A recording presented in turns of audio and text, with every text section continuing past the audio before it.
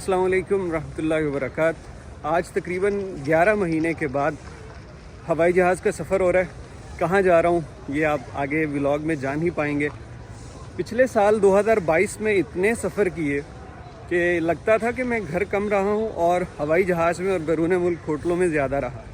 लेकिन जैसे ही 2023 आया तो मालिक ने कुछ ड्यूटीज़ ऐसी लगा दी कि मेरे वक्त मेरे नसीब में उनमें अपना वक्त लगाता रहा, मेरी खुशकिस्मती। लेकिन फिर वल्लाहु अला कुल्ली शैइन कदीर, जो अल्लाह चाहता है वो ड्यूटियाँ ख़त्म हो गई और अब कुछ मौका है सफ़र करने का। तो ये एक ट्रिप से आगाज़ है आज। मैं अभी बताता हूँ कहाँ जा रहा हूँ। ज़्यादा कोई बहुत सरप्राइजिंग नहीं है।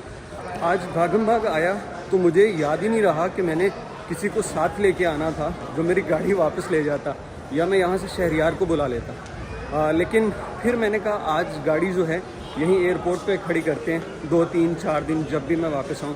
तो गाड़ी खड़ी की है, उसके मुतालिक ज़रा कुछ इन्फॉर्मेशन है, ये सुन लीजिए फिर अंदर चलते हैं। अगर कभी आपने लाहौर एयरपोर्ट पे गाड़ी 2 3 4 दिन के लिए खड़ी करनी हो तो बहुत महफूज है।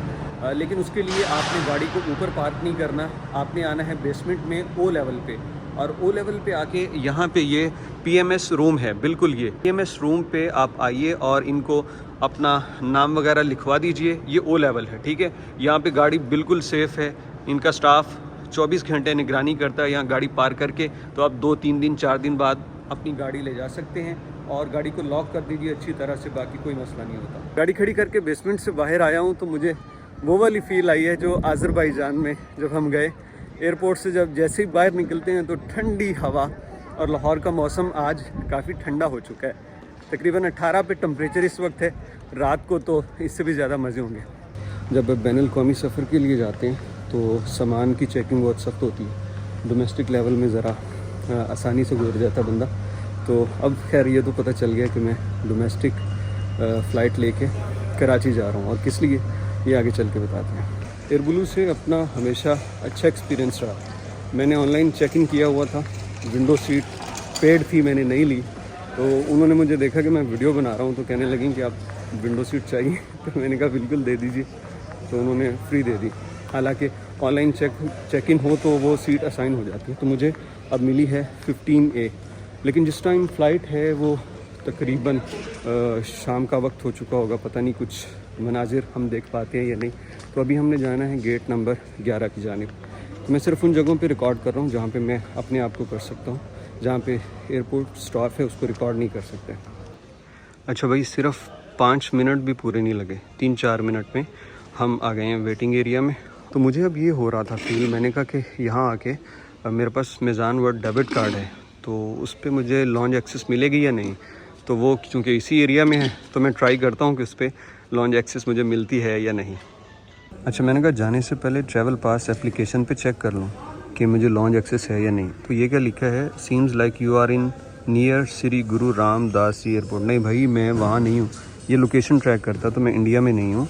ओ सॉरी, मैंने वही सिलेक्ट कर दिया। मैं वापस आता हूँ, मैं इधर करता हूँ अल्लामा इकबाल इंटरनेशनल एयरपोर्ट, और इसके अंदर मुझे CIP लॉन्च अल्लामा इकबाल इंटरनेशनल डिपार्चर है और ये CIP लॉन्च अल्लामा इकबाल टर्मिनल डोमेस्टिक डिपार्चर। तो मतलब यहाँ पे मुझे ये सर्विस मैं ले सकता हूँ। तो चलते हैं जनाब, देखते हैं क्या कहते हैं और क्या है इनके पास। तो ये रहा हमारा CIP लॉन्च। अब चलते हैं ऊपर और देखते हैं कि इनके पास सर्व करने के लिए क्या कुछ है।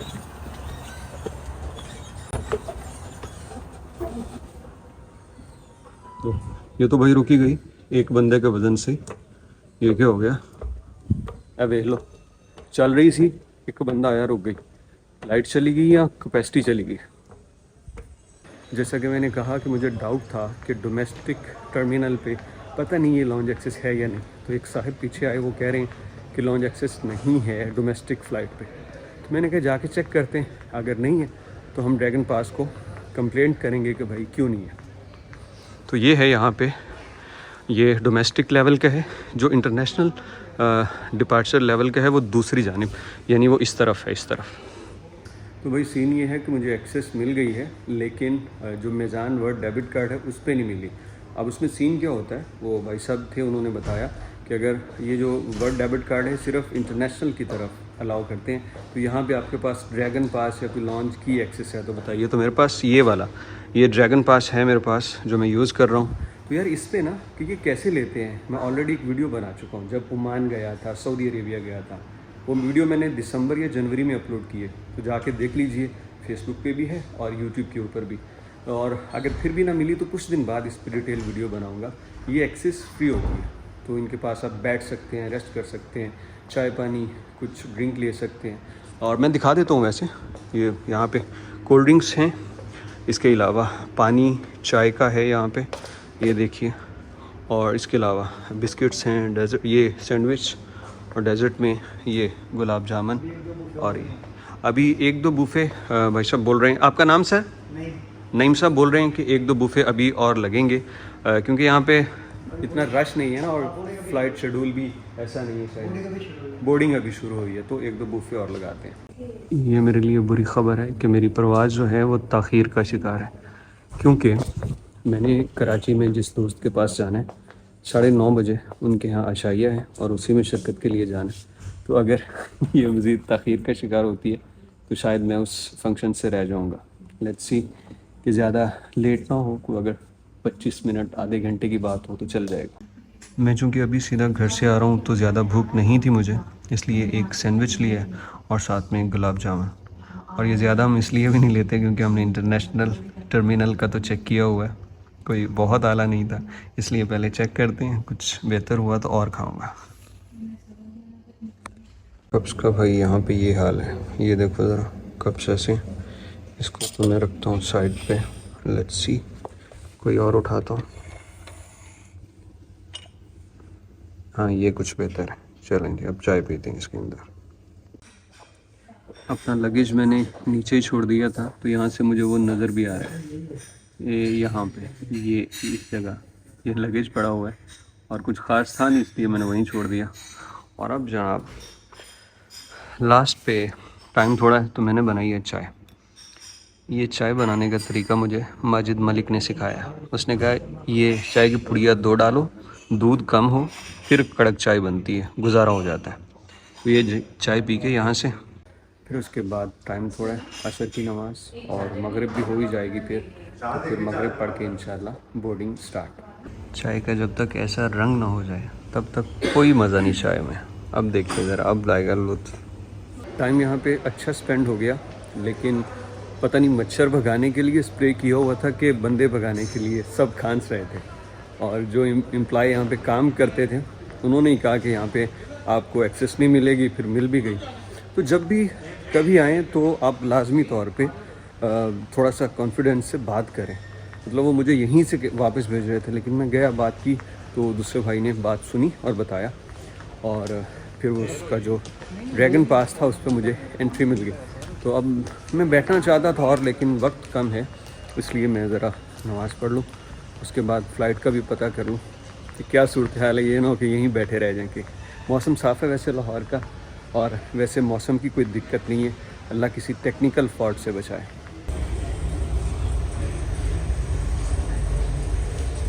मस्जिद में सामने लिखा था इमाम मुसाफिर है, तो मैं बड़ा हैरान हुआ। मैंने कहा मुसाफिर तो सारे ही हैं जो दुनिया में आए, लेकिन वो इसलिए लिखा था कि मगरिब इशा नमाज़ों के औकात में कोई इमाम का इंतज़ार ना करता रहे, और जिन्होंने पीछे नमाज़ पढ़नी वो भी जान लें कि इमाम साहब जो हैं वो मुसाफिर हैं, तो इसलिए लिख के लगा रखा था। अच्छा, डोमेस्टिक फ़्लाइट का एक फ़ायदा तो मैंने आपको ये बताया कि बैगेज की आपको टेंशन नहीं होती कि कहीं भी रख दो, इतना कीमती सामान नहीं होता ना, और फिर ये भी नहीं होता अपना ही मुल्क है, गुम भी हो गया तो कुछ जुगाड़ हो जाएगा। और इस फ़्लाइट की दूसरी बात मुझे अच्छी ये लगती है कि जब आप लैंड करते हैं दूसरे एयरपोर्ट पे, तो आपको फ़ौरन ये नहीं टेंशन होती कि मैंने यहाँ पे अभी सिम लेनी है, इंटरनेट चलाना है, क्योंकि ऑलरेडी आप उसी मुल्क में लैंड करते हैं जहाँ आपके पास इंटरनेट सिम पहले ही चल रही है। तो ये इसकी प्लस पॉइंट है। माइनस भी बताएंगे, माइनस आप लोग कमेंट करके बताइएगा कि डोमेस्टिक फ़्लाइट का माइनस पॉइंट क्या है।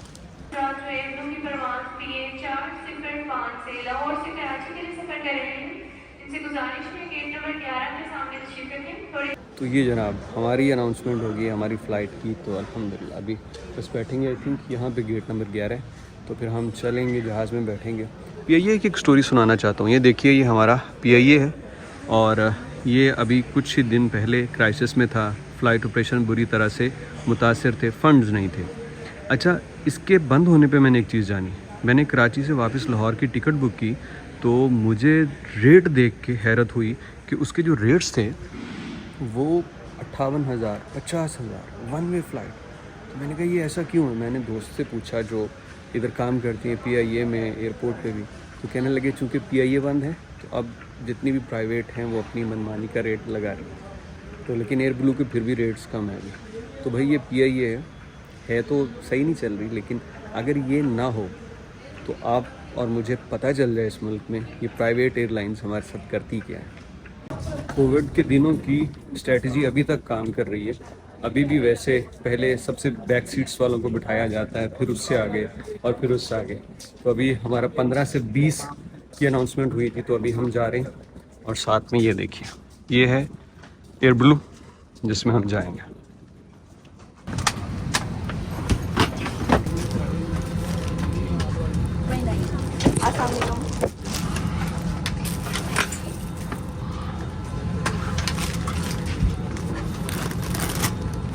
Thank you.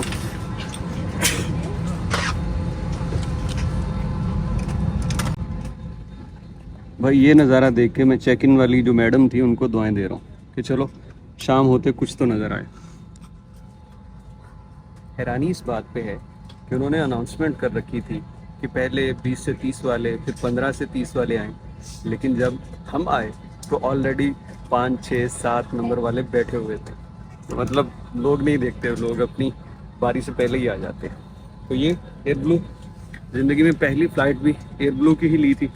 तब मैं गया था जद्दा, लाहौर से जद्दा, लेकिन तब काम के सिलसिले में। और उसके बाद अल्लाह ने करम किया, बस जो ख्वाहिश थी घूमना फिरना उसके सिलसिले में जाना होता है।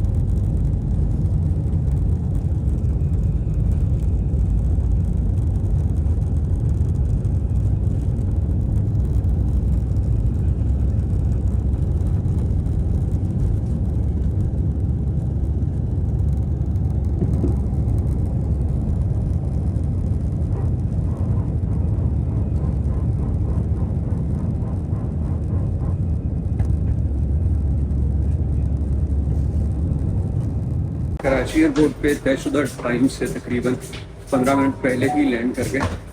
और अभी यहाँ पे बाहर जाके उबर देखता हूँ मिलती है या नहीं, लेकिन मेरा नहीं ख्याल यहाँ पे उबर होगी, क्योंकि कोई आज से 1 साल पहले ख़बर आई थी कि यहाँ पे उबर करीम को बैन कर दिया गया। तो लेट्स सी, उबर वगैरह में आपको फेयर ठीक मिल जाता है, डिस्काउंट भी आपको पता होता है कितना करा है। वरना यहाँ पे जो एयरपोर्ट जो टैक्सी सर्विसेज होती हैं वो हमेशा काफ़ी आपसे चार्ज करते हैं। तो अब मैं देखता हूँ अल्हम्दुलिल्लाह मैं टाइम पे पहुँचा हूँ। और ये कराची एयरपोर्ट, ये पाकिस्तान के जितने भी एयरपोर्ट्स हैं, नॉट इस्लामाबाद बट उसके बाद सबसे खूबसूरत मुझे ये लगता है। लेकिन जी भाई साहब ने बताया कि इन ड्राइव आप कर लें, इन ड्राइव से आपको यहाँ पे गाड़ी मिल जाएगी। उबर मैंने देखा तो उबर नहीं आ रही, तो कहते हैं क्रीम या इन ड्राइव। तो लेट्स सी, ये कराची।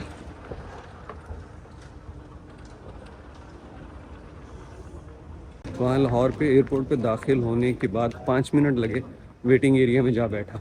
और अब यहाँ मुझे मेरा ख्याल है वही कोई 5 मिनट ही लगेंगे, क्योंकि मेरे पास कोई लगेज नहीं है, मुझे इंतज़ार नहीं करना। और यहाँ पे ये लगेज सेक्शन है, तो मैं तो बस अपना बैग मैंने उठा लिया और अब निकलूँगा बाहर। मेरा ख्याल है जी वो बाहर जाने का रास्ता है, तो बस अब गया बाहर।